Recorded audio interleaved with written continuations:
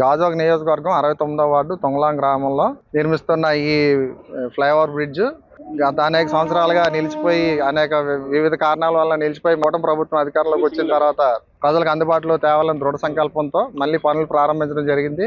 ఈ పనులు త్వరగా చేయాలని దీనిలో చకచక డే అండ్ నైట్ కూడా పనిచేస్తున్నారు కాంట్రాక్టర్లు. ఈ తరుణంలో అనుకోని విధంగా ఈ సంఘటన జరగడం చాలా బాధాకరం. అందరూ వచ్చారు, సహచరులు పాల్గొని సుమారుగా 10 మంది పనిచేస్తుంటే 7గురికి ఇంజూరీ అయితే హాస్పిటల్ తరలించారు. ముగ్గురు కొంచెం సివియర్గా దెబ్బలు తగిలినాయి. అందరూ ప్రస్తుతానికి బాగానే ఉన్నారు.